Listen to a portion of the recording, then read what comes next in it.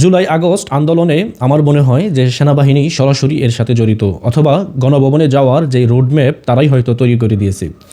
জুলাই আগস্টে আন্দোলন চলা অবস্থায় যখন আপনার শেষ দিবসে যখন আপনার কারফিউ জারি করা হয় গোটা বাংলাদেশে, তখনও কিন্তু আপনার সহিংসতা চলতে থাকে। আর বিশেষ করে যে কায়দায় গোটা বাংলাদেশে থানাগুলোতে আপনার আক্রমণ করা হয়েছে, এই পরিস্থিতি কিন্তু দেশ স্বাধীন হওয়ার পরে এদেশের জনগণ কখনো দেখেনি।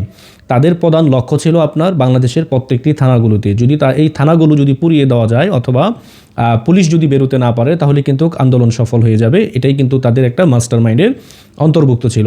আর সেনাবাহিনী, আমি এই জন্যই বলতেছি যে তারা এই কোর সাথে জড়িত, বা এটি আমার ব্যক্তিগত মতামত। এটি হয়তো তদন্ত সাপেক্ষে একটা সময় দেখবেন যে এটি বের হয়ে আসবে, যে সেনাবাহিনী আপনার গণভবনে যাওয়ার জন্য তারা রোডম্যাপ তৈরি করে দেয়। কারণ আপনারা জানেন যে বাংলাদেশের সবচেয়ে জনপ্রিয় একটি বাহিনীর নাম হচ্ছে বাংলাদেশ সেনাবাহিনী। এই সেনাবাহিনীর উপরে এদেশের জনগণের আপনার যেই বিশ্বাস, যে ভালোবাসা, সেটি কিন্তু ইতিমধ্যে তারা হারিয়ে ফেলেছে, বা জনগণ তাদেরকে যেভাবে শ্রদ্ধা করতো বা রেসপেক্ট করতো, সেটি কিন্তু জনগণের মধ্যে এখন আর নেই।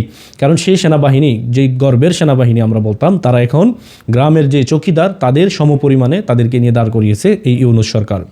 যদি এই আপনার কারফিউ যদি আপনার শিথিল না হতো, বা কারফিউ যদি শিথিল হওয়ার কারণেই আমি মনে করি যে এই আন্দোলনটি সফল হয়ে যায়। আর এই কারফিউ শিথিল করার পিছনে সেনাবাহিনী সরাসরি জড়িত বলে আমি মনে করি। কারণ গোটা বাংলাদেশের মানুষ আপনার জানে যে সেনাবাহিনী যখন বা রাষ্ট্র যখন কারফিউ জারি করে, তখন কিন্তু গোটা রাষ্ট্র একদম থমথমে পরিস্থিতি বিরাজ করে, কেউ বের হতে পারে না।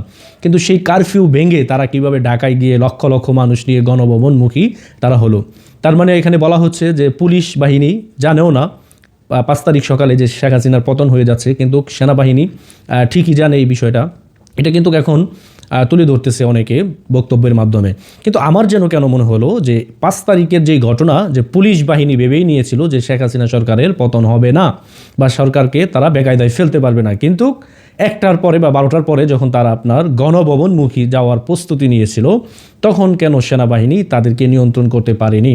হয়তো অনেকে বলবেন যে এখানে তো লক্ষ লক্ষ মানুষ ছিল। আমি যদি আপনাকে বলি যে এই আন্দোলনে এদেশের সর্বোচ্চ 2 কোটি মানুষ অংশগ্রহণ করছে, এই 20 কোটি জনগণের মধ্যে যদি 2 কোটি জনগণ আপনার এই আন্দোলনে অংশগ্রহণ করে থাকে, তাহলে তো আরও প্রায় 18 কোটি জনগণ এদেশে রয়েছে। তারা কি বলেছে যে শেখ হাসিনা সরকারের পতন আমরা চাই? তারা তো এই কথা বলেনি।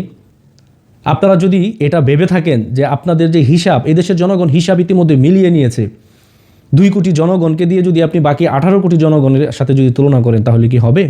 মেজরিটি সংখ্যার যদি আপনি দিক বিবেচনা করেন, যে দেশের প্রায় 4 কোটি মানুষ যদি শেখ হাসিনার বিরুদ্ধে আন্দোলনে যায়, বাকি আপনার 12 কোটি মানুষও যদি না যায়, তাহলে আপনাকে বুঝে নিতে হবে সেই 12 কোটির মধ্যে শেখ হাসিনার লোক রয়েছে, বা শেখ হাসিনাকে তারা সমর্থন করে।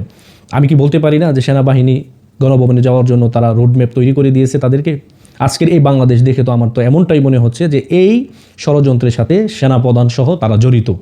এটা আমার ব্যক্তিগত মতামত। হয়তো আমার এই কথা বলার জন্য আপনারা আমাকে ধরে নিয়ে যেতে পারেন, আমার কিচ্ছু যায় আসে না। কিন্তু আজকের এই বাংলাদেশের পরিস্থিতি দেখে আমি এই কথাটি বলতে বাধ্য হচ্ছি যে 5 তারিখের গণভবনে যাওয়ার যে রোডম্যাপ ইতিমধ্যে সেনাবাহিনী আগে তৈরি করে দিয়েছে তাদেরকে, যে তোমরা এইভাবে তোমরা গণভবনমুখী হবে।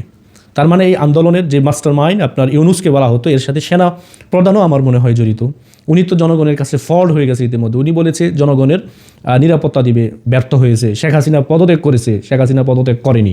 তার মানে তার সকল কথার মধ্যে কিন্তু ফল্ট হয়েছে। আপনি একটা সময় দেখবেন, অল্প কয়েক মাসের ভিতরে দেখবেন যে এই আন্দোলনটি আপনার বিকৃত হয়ে যাবে। এই আন্দোলনটি সফল আর হচ্ছে না। যেই বিজয় আপনারা বলতেছেন, এই বিজয় কিন্তু থাকবে না। ষড়যন্ত্র কখনো চিরস্থায়ী হয় না। এটি দ্রুত সময় তার খোলস বের করে চলে আসে জনসম্মুখে। ঘটনা কি ঘটেছিল বাংলাদেশে, এটি দ্রুত সময় মানুষ আরও জানতে পারবে। দেশের বর্তমান যেই পরিস্থিতি, এই পরিস্থিতিতে যদি আপনি বলেন যে সেনাবাহিনী এখনও আমাদের জনগণের, আমি বলবো আপনি বোকার স্বর্গে বসবাস করতেছেন। সেনাবাহিনী এই দেশের জনগণের না। কারণ তারা একটি কলেজ নিয়ন্ত্রণ করতে পারতেছে না, তাদের সামনেই মানুষকে মারতেছে, তারা ফিরাইতেও পারতেছে না। কি অবস্থা! তারা যদি আবার শান্তিরক্ষা মিশনে তাদেরকে নিবে, আপনার মনে হয় যে দেশের সেনাবাহিনী দেশের জনগণকে কন্ট্রোল করতে পারতেছে না, তারা কিভাবে যাবে আপনার শান্তিরক্ষা মিশনে?